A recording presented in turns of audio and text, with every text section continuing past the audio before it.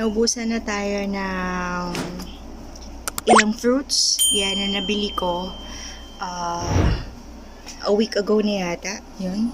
3 days lang ata, ubos na kagad.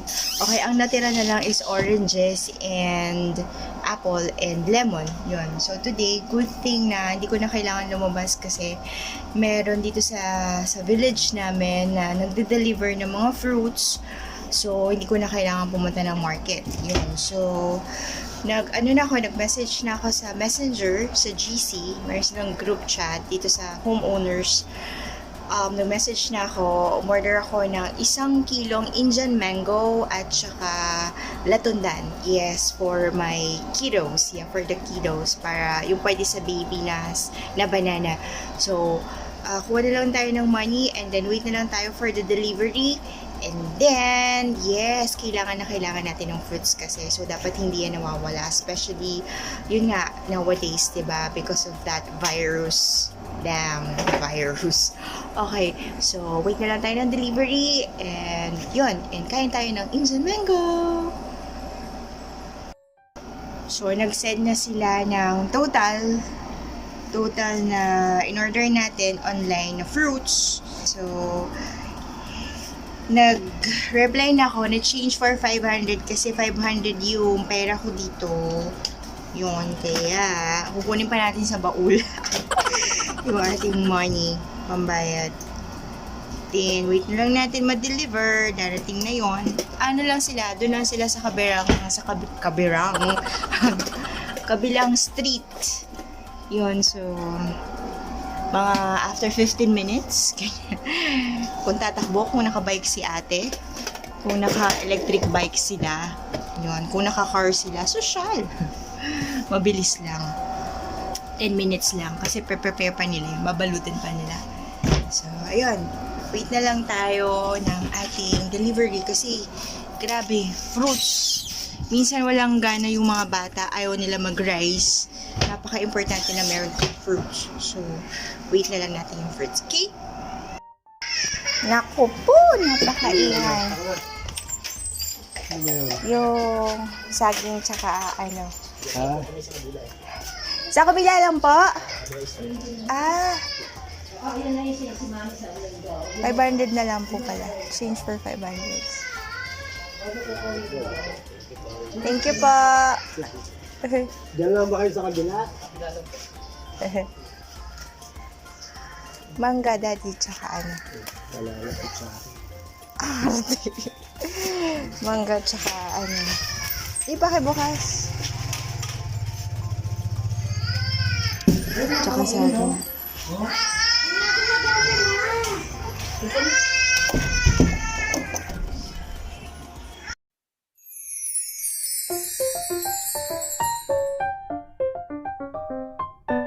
A few moments later. We're about to sleep, so we're going to pray before we sleep. Okay, come on. The name of the Father, the Son, the Holy Spirit. Amen. Our Father, who art in heaven, hallowed be thy name. Thy kingdom come. Thy will be done on earth as it is in heaven. Give us this day, let's pray. Give us this day our daily bread. And forgive us. Twinkle, twinkle, little star. How I wonder what you are. Up above the world so high, like a diamond in the sky. Twinkle, twinkle, little star, how I wonder what you are. Good night, Console. Good night. I love you. Mommy loves you so much. See you tomorrow, baby. I love you. Good night. Good night, people. Bye. Godspeed. So, ayun guys, tulog na si Bunso. Patulog ko na siya pagkatapos mag-pray at saka pagkatapos ng lullaby song. Yun, usually yung ginagawa ko para mapatulog siya. Tapos, nagkikwentuhan muna kami. Yun, tinuturuan ko siya ng alphabet, tapos mga phonics. Yan, basta kwento-kwento para bago ko siya ipag-pray, bago kami mag-pray, and bago ko siya kantahan ng lullaby songs. Yun, and si ate naman, nandun na kay Lola, kasi dun siya, separate siya sa amin ngayon, kasi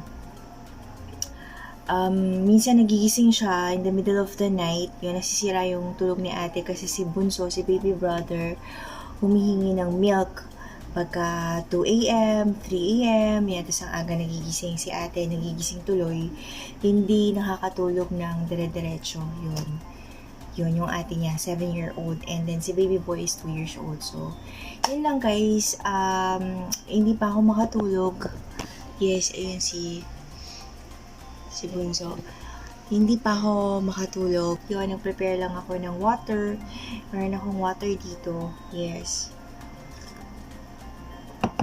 water, and then just banana and mango. Yan, Indian mango guys. Yan.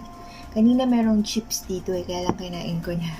And ingatan nyo ang mga sarili nyo guys, and God bless us all, and hope to see you on my next video, and kita-kits ulit tayo sa Chris channel. Thank you guys for watching, and Godspeed. Bye!